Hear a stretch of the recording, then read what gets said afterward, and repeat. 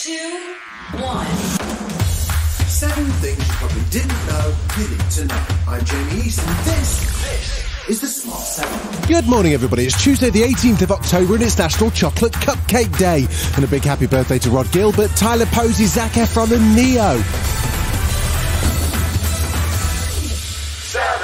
Monday saw all eyes on the new Chancellor Jeremy Hunt as he delivered an emergency statement amid whisperings that Liz Truss's time is up.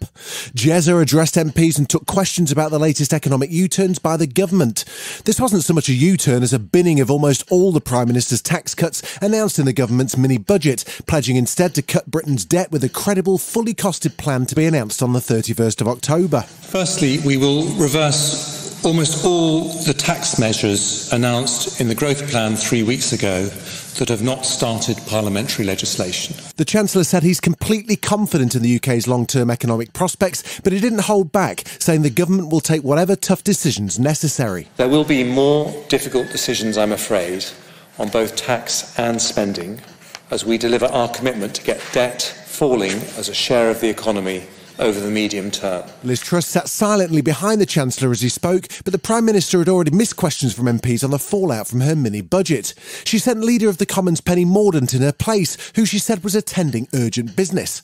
Her absence prompted jeering from the opposition and questions from Leader Keir Starmer. But where is the Prime Minister?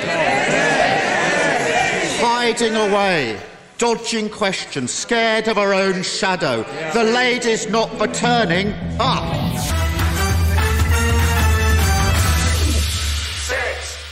The prospect of no tax cuts but a new round of austerity anyway has led to a flurry of reactions from across the political spectrum as new Chancellor Jeremy Hunt tries to balance the books after the disastrous mini-budget. The Mayor of Greater Manchester wasn't optimistic about the Chancellor's plans. Andy Burnham said the country can't afford another wrong turn and called for a windfall tax on energy companies. Public services can't bear the brunt of this. Absolutely not. We heard at the weekend rumours that a big new round of cuts is coming, austerity Mark II. All I can say is, sitting from where I sit, there's nothing to cut. There's nothing left to cut. And if they make public services bear the brunt, they'll break them. Meanwhile, Labour's Pat McFadden says the Tories' credibility has disappeared. You can't simply give us a fourth Tory Chancellor in 4 months and say this guy is the antidote to what all the others did. It is not credible as a proposition. But late on Monday evening, we heard from the Prime Minister herself, not in Parliament, but in an interview with Sky News, and here's what she had to say. Now, I recognise we have made mistakes. I'm sorry for those mistakes, but I've fixed the mistakes. I've appointed a new Chancellor. We have restored economic stability and fiscal discipline. And what I now want to do is go on and deliver for the public. In Ukraine, Russia's once again hit the capital Kyiv with a wave of aerial attacks on Monday with what appear to be Iranian-made kamikaze drones. There are reports at least 8 people were killed in Kyiv and the Sumy region, with electricity cut in many towns and villages as well. There have been calls to sanction Iran, which continues to deny supplying drones to the Russian military. A video of Ukraine National Police taking direct action and shooting down a drone with small arms has gone viral. Our fellow servicewomen saw where they were flying from. We marked the target. It was flying slightly further towards Kudryashov Street and we opened fire on it. We tried to take cover and after that, we saw that it abruptly changed its trajectory and literally exploded about 50 meters from us.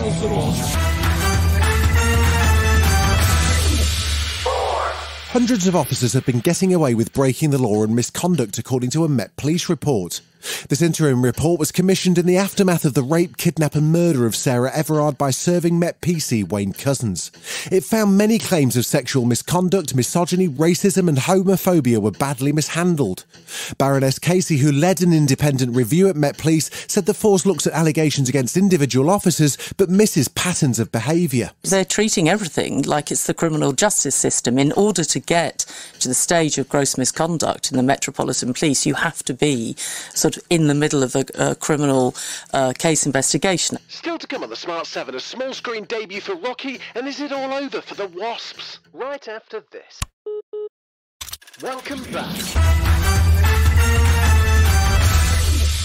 3, The Wasps became the second major rugby club to enter administration on Monday following their suspension by the Premiership last week. They follow the Worcester Warriors in being relegated, and while the club's battling behind the scenes to keep the Coventry Arena running, 167 staff and players were notified that they were being made redundant.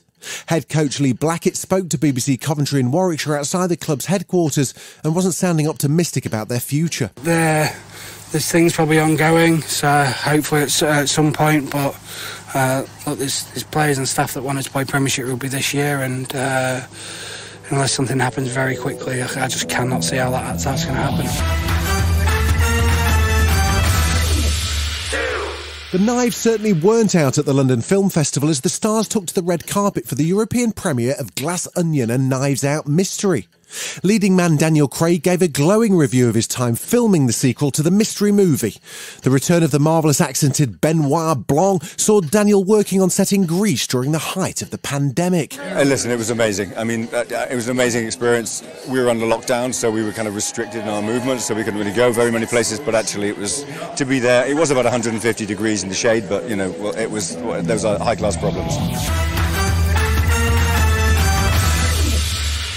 He's been a boxer, but he's never been a mobster, until now. Sly Stallone's taking on his first gangster role in the new TV series Tulsa King, coming to Paramount+. Stallone stars as mafia capo Dwight the General Manfredi, who's just been released from prison after 25 years and is then unceremoniously exiled by his boss to set up shop in Tulsa, Oklahoma.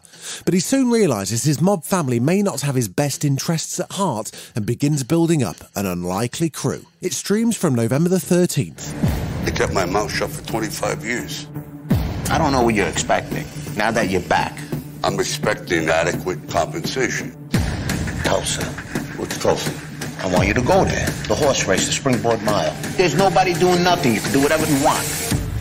Not exactly the welcome I was expecting.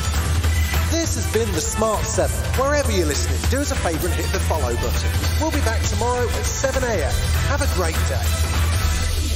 Written, produced and published by Daft Doris.